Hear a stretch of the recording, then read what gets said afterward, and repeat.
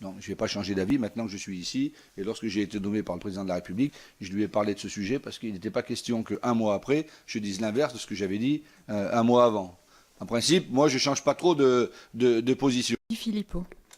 Merci Madame la Présidente. Monsieur le nouveau ministre de l'Agriculture, la situation de l'agriculture à la base chez nos producteurs s'est encore détériorée cette année et atteint des proportions dramatiques. Des nuits à repasser en boucle les entrées et les sorties de trésorerie sans voir l'issue.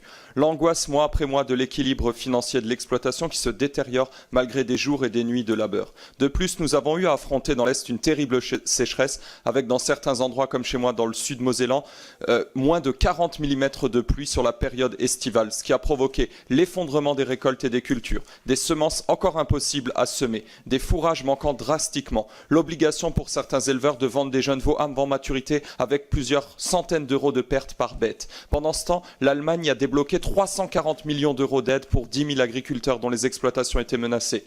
Quelle réponse concrète pourrez-vous apporter à ce drame sans précédent? Y aura-t-il des dégrèvements de taxes foncières et où précisément? Enfin, vous n'avez pas voté la loi Egalim il y a quelques jours avant de devenir ministre. Comment y voir d'une quelconque manière les solutions à tous les problèmes de notre agriculture? Quelle crédibilité pensez-vous bâtir en vous en tenant à ce texte cosmétique? Merci.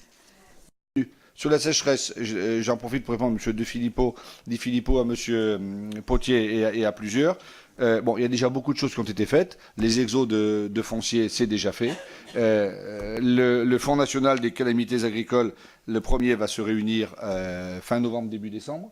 Fin novembre, début décembre. Le deuxième se réunira fin janvier. Et donc, entre ces deux moments, nous allons mettre de l'argent sur la sécheresse. Nous avons demandé à tous les préfets de nous faire remonter département par département, territoire par territoire, la situation. Il y a des territoires dans lesquels il y a encore un peu de fourrage. Il n'y en a plus du tout, ça ne pousse plus. Donc nous allons regarder ça. Mais rassurez-vous, enfin rassurez-vous, je n'ai pas à vous rassurer parce que ce n'est pas mon rôle, mais le gouvernement sera au rendez-vous et a pris la pleine mesure de la sécheresse. Je vais aller vendredi sur le terrain dans le nord de la France, dans l'est de la France, pour essayer de me rendre compte de la situation encore plus. Mais l'État sera au rendez-vous.